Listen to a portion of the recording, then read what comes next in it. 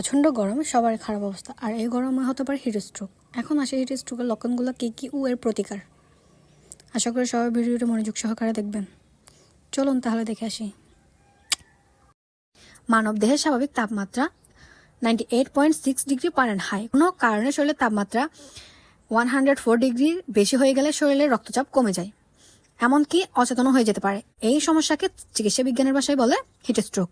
যথাসময়ে এর চিকিৎসা না করলে মৃত্যু পর্যন্ত হতে পারে। হিট স্ট্রোক কেন হয়?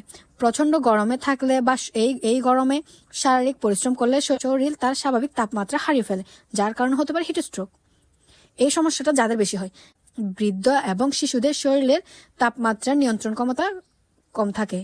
হিট স্ট্রোকের লক্ষণ: মাথা ঝিমঝিম করা, অস্বাভাবিক আচরণ, নিঃশ্বাস দ্রুত হওয়া, রক্তচাপ কমে যাওয়া, ঘাম বন্ধ হয়ে যাওয়া ও ত্বক শুষ্ক হয়ে যাওয়া, লালচে হয়ে যাওয়া এবং কি অজ্ঞান হয়ে যাওয়া। হিট স্ট্রোক হলে কি করবেন?